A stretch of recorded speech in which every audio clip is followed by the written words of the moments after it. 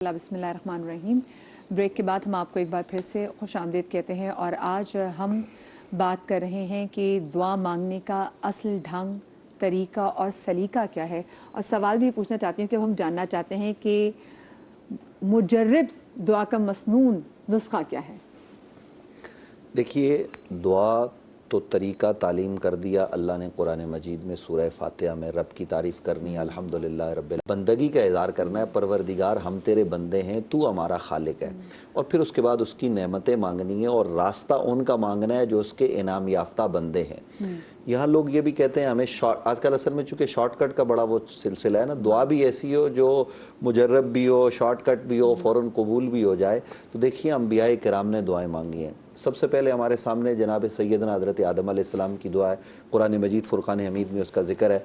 कुछ अहादीस ऐसी भी हैं जिनमें ये ज़िक्र मौजूद है कि जनाब सैयदना हज़रत आदम अलैहिस्सलाम ने ज़मीन पर जब दुआ मांगी तो वो दुआ ये मांगी कि ए अल्लाह, मुझ पर तू अपना रहम कर बेहक़ मोहम्मद, मोहम्मद सल्लल्लाहु अलैहि वसल्लम, जी जी, हुज़ूर अलैहिस्सलाम के वसीले से दुआ मांगी। और अभी मैंने जो कहा कि नहनु अक़रबु इलैहि मिन हब्लिल वरीद, तो अल्लाह शारग से ज़्यादा करीब है। कुरान ने दूसरे मकाम पर कहा अन नबिय्यु औला बिल मुमिनीन मिन अनफुसिहिम, नबी मोमिनों की जानों से ज़्यादा करीब है। यानी जितना हमारी जान पर हक़ है उससे ज़्यादा रसूलुल्लाह का हक़ है। तो इसलिए रसूल अकरम सल्लल्लाहु अलैहि वसल्लम के वसीले से दुआ मांगना। और फिर अहले बैत अतार का वसीला, एक दूसरी रिवायत है कि जनाब आदम अलैहिस्सलाम ने अहले बैत का वसीला पेश किया। और यहाँ ये भी मैं अर्ज़ कर दूँ कि अल्लाह को मनाने का सबसे आसान रास्ता हुज़ूर अलैहिस्सलाम की ज़ात है, और हुजूर को मनाने का सबसे आसान ज़रिया कौन सा है? वो जनाब सैयदा पाक की ज़ात है। बुज़ुर्गों ने ये लिखा है, बल्कि मुजद्दिद पाक से लेकर और बड़े बुज़ुर्गों की ये उनका मुजर्रब है कि जब हमें कोई बात मनवानी होती मदीना मुनव्वरा हाज़री के वक्त, तो हम दरे सैयदा ज़ारा पे जाते कि आप अपने बाबा से कहिए, और फिर सैयदा पाक के वसीले से जब दुआ मांगते तो वो दुआ अल्लाह की बारगाह में कबूल हो जाती। तो इसलिए ये वो मुक़द्दस बारगाह हैं कि जिनका एहतराम करके हम दुआ मांगें। और दुआ में हमने ये करना है कि हम अल्लाह ही से लो लगाएं और अपने आप को खालिस करें, रिज़्क़ हराम से अपने आप को बचाएं और गलाज़तों नजासतों से दूर करके अपने आप को पाकीज़ा करके जब अल्लाह की बारगाह में पेश करेंगे तो अल्लाह रब्बुल आलमीन अता करेगा। और रमज़ानुल मुबारक के अय्याम देखिए, रोज़ाना इफ्तार के लम्हात में एक ऐसा लम्हा होता है कि जब आप जो मांगते हैं अल्लाह ताला आपको अता फरमाता है। तो वो जायज़ दुआएं अपने लिए मांगें, अपनी कौम के लिए मांगें, लेकिन खुलूस नीयत के साथ, किसी को दिखाने के लिए नहीं। और दुआ में पूरी तवज्जो अल्लाह रब्बुल आलमीन की तरफ, और ऐसे हो जब आप इबादत कर रहे हैं तो उसको देख रहे हैं। और कम अज कम ये करें, अगर आप ये नहीं कर सकते तो कम अज कम ये करें, फ़इल्लम तकुन तरा फ़इन्नहु यराक, अल्लाह आपको देख रहा है। तो जब अल्लाह रब्बुल आलमीन आपको देख रहा है, मैं आपके सामने अभी बात कर रहा हूँ और मेरी तवज्जो आपकी तरफ, ज़ुबैर भाई की तरफ और कैमरे की तरफ ना हो, मैं उधर उधर मुतवज्जो हूँ, तो लोग क्या कहेंगे, आप क्या कहेंगे कि इनका क्या अंदाज़ है। और मैं अल्लाह से मांग रहा हूँ, मेरी तवज्जो कहीं और है, किसी और में है, तो फिर हम कहते हैं दुआएं कबूल नहीं होती। भाई सबसे पहले मांगने का ढंग सीखें, सलीका सीखें, और वो नबी अलैहिस्सलाम ने बता दिया, सहाबा किराम ने हमें सिखा दिया, उसके मुताबिक हमें आगे बढ़ना है। अल्लाह ताला हमें इसकी तौफीक दें। यानी कि सहाबा की सुन्नत भी ना ज़ुबैर भाई को भी अगर दर सैयदा से रुजू कर रहे हैं। बिल्कुल सही बात है। ये तो मेहदी साहब, मैं ज़रा ये जानना चाहूँगा कि हम कहते हैं कि अल्लाह ताला जो है वो दिलों के हाल जानता है, और ज़ाहिर है कि अलीमुम बिज़ाति सुदूर है अल्लाह ताला की ज़ात। तो मेरी जो हाजत है, मैं अंदर अंदर से परेशान हूँ, मैं दुखी हूँ, मैं बड़ा प्रॉब्लम में हूँ, मैं सोच रहा हूँ कि कहाँ से मुझे कोई हेल्प मिल सकती है, वो सारी मेरी तकलीफ़ों से वाकिफ़ है। तो क्या ज़रूरी है कि मैं जो है वो अल्लाह ताला से दुआ ही करूं? क्या वो मेरी अलीमुम बिज़ाति सुदूर होने की वजह से कुदरत नहीं रखता कि मेरी वो हेल्प कर सके, मेरी हाजत को पूरी कर सके? यकीनन वो अलीमुम बिज़ाति सुदूर है। दुआ मांगने में थोड़ा सा कॉन्सेप्चुअली हमें ठीक होना पड़ेगा। जी, दुआ मांगने का मतलब ये नहीं कि खाली वो मिल जाए मुझे। जी जी, बंदगी का इजहार है दुआ। बहुत बंदगी का जो इजहार है ना, बहुत खूब, वो उस मांगने से है, रब की बारगाह में सजदा करने से।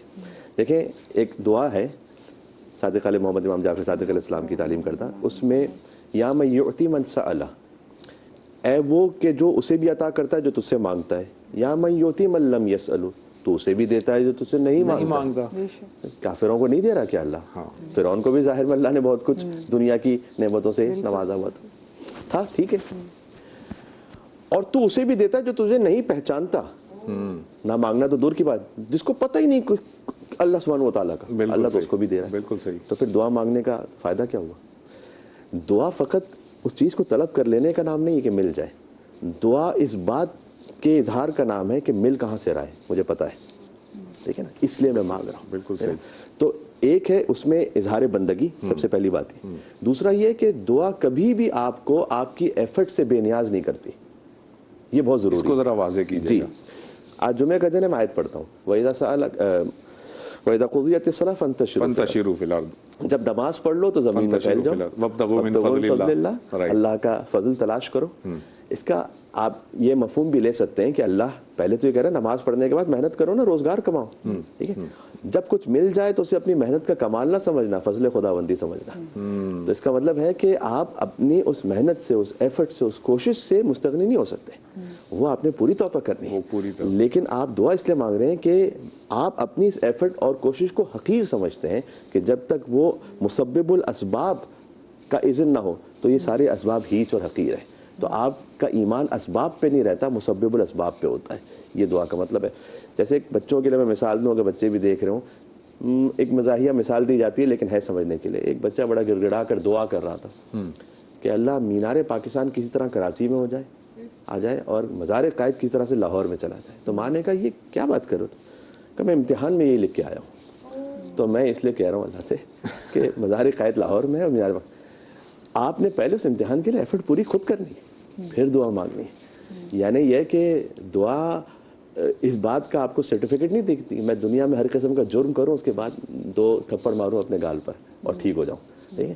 تو اس کانسیپٹ کو بھی صحیح طرح سے سمجھنے کی ضرورت ہے. اور آخری بات یہ کہ جہاں تک وسیلے کی بات ہے, جمعے کا دن ہے, جب اللہ سبحانہ و تعالیٰ نے اپنا بھی تعارف کرا, یسبح للہ ما فی السماوات و ما فی الارض ملک القدوس العزیز الحکیم. وہ خدا وہ ہے کہ جو ملک ہے, قدوس عزیز حکیم ہے.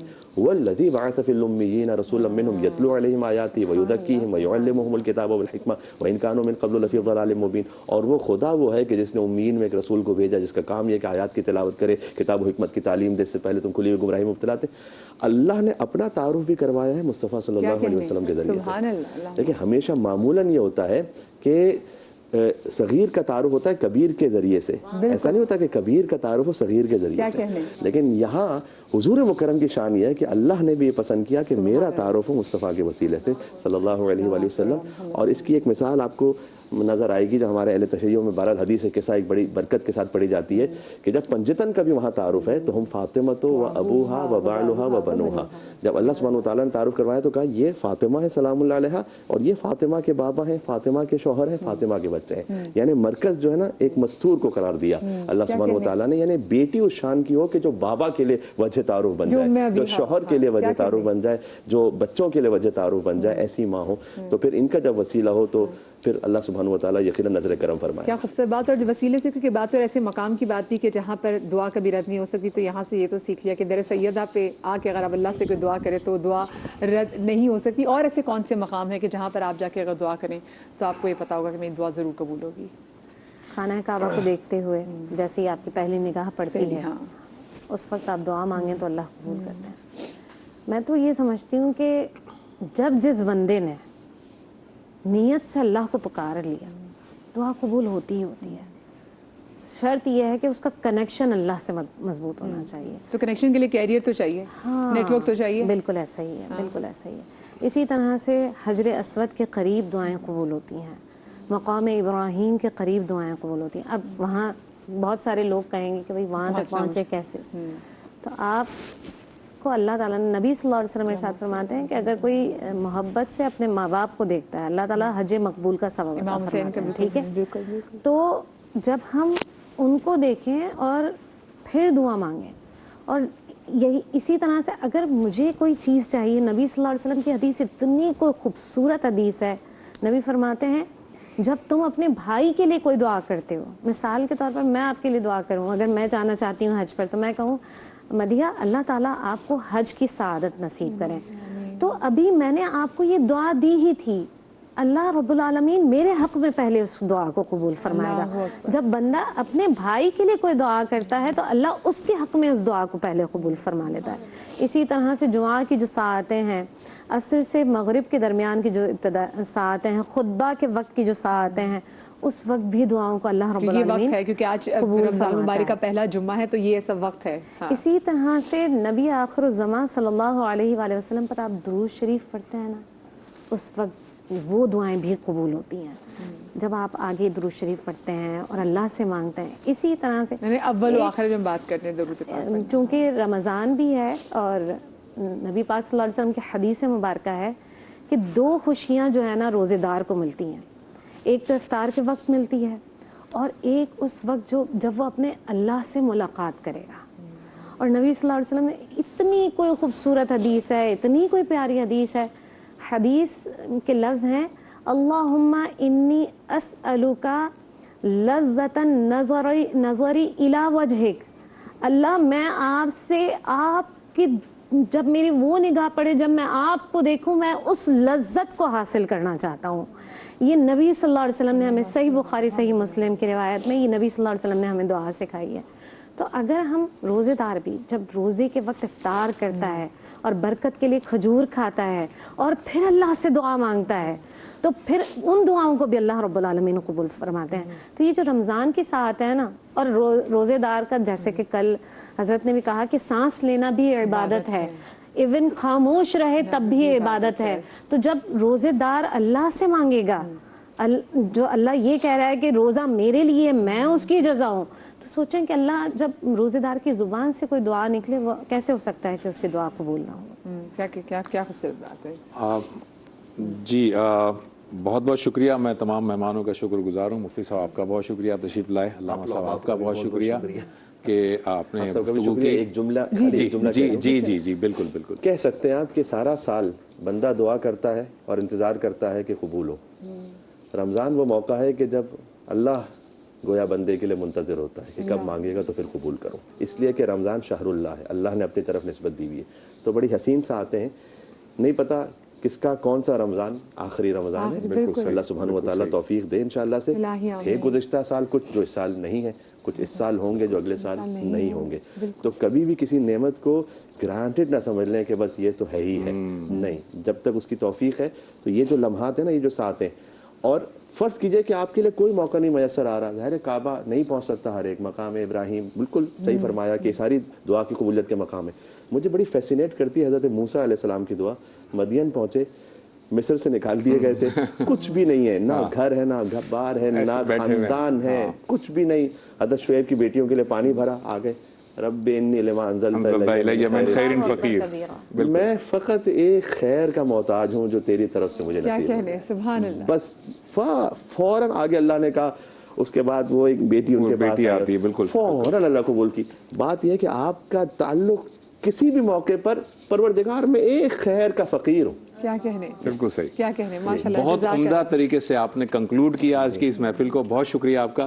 عائشہ صاحب آپ کا بہت بہت شکریہ. انشاءاللہ تعالیٰ ناظرین ایک چھوٹا سا وقفہ لیتے ہیں. لیکن بریک پر جانے سے پہلے ہمارے ساتھ روح افزا جو کہ سب کو بہت پسند ہے، اور افطار کا جب دسترخوان سجا ہو اور سحری کا دسترخوان سجا ہو اور وہ نہ ہو، ایسا ہو نہیں سکتا. تو روح افزا کی جانب سے گفٹ ہیمپرز ہمارے معزز مہمانوں کے ساتھ بھی جائے گا.